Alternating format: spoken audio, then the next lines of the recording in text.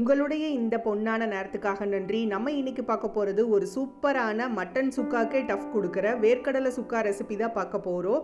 வாங்க எப்படி செய்யலான்னு பார்க்கலாம். ஃபஸ்ட்டு இதுக்கு ஒரு மசாலா ரெடி பண்ணிக்கலாம். அதுக்கு 2 ஸ்பூன் மல்லி, 1 ஸ்பூன் சீரகம், 1 ஸ்பூன் சோம்பு, 1 ஸ்பூன் மிளகு, காரத்துக்கு காஞ்ச மிளகா, ஒரு சின்ன துண்டு பட்டை, கிராம்பு, அன்னாச்சி மூக்கு, மராத்தி மூக்கு இது எல்லாத்தையும் ஒரு பேனில் சேர்த்து லோ ஃப்ளேமில் வச்சு நல்லா வறுத்துக்கலாம். நல்லா வறுபட்டதும் இதை ஆற வச்சு நல்லா நைஸாக அரைச்சி எடுத்து வச்சுக்கோங்க. அடுத்து ஒரு பேனில் கொஞ்சமாக எண்ணெய், சோம்பு பொரிஞ்சதும் ஒரு பெரிய சைஸ் பெரிய வெங்காயம், ஒரு கொத்து கருவேப்பிலை சேர்த்து நல்லா வதக்கிக்கலாம்.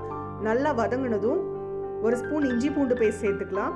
இஞ்சி பூண்டோட பச்சை வாசனை போக வரைக்கும் நல்லா வதக்கிட்டு ஒரு பெரிய சைஸ் தக்காளி பொடியாக கட் பண்ணினது உள்ளே சேர்த்துக்கலாம். இதையும் நல்லா மசிய வதக்கிக்கலாம்.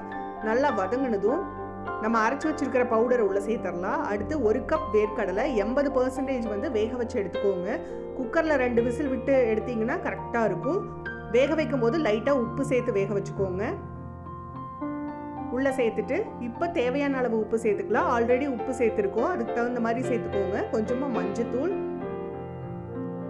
ஒன்ஸ் கலந்துட்டு 1 கப் போல் தண்ணி சேர்த்துக்கலாம். தண்ணி சேர்த்துட்டு இதையும் நல்லா மிக்ஸ் பண்ணிடுங்க. மிக்ஸ் பண்ணிவிட்டு ஒரு தட்டு வச்சு மூடி நல்லா கொதிக்க விடலாம். இந்த தண்ணி எல்லாமே ட்ரை ஆகி இந்த மாதிரி ஆயிரும். இந்த ஸ்டேஜில் நம்ம ஒன்ஸ் கலந்துட்டு பொடியாக கட் பண்ண மல்லி இலையை தூவி நல்லா கலந்து விட்டு ஸ்டவ் ஆஃப் பண்ணி இறக்கணும்னா சூப்பரான வேர்க்கடலை சுக்கா ரெடி. நீங்களும் வீட்டில் ட்ரை பண்ணி பாருங்கள். அறுசுவைகளும் சங்கமிக்கட்டும். அனைவரது இல்லங்களிலும்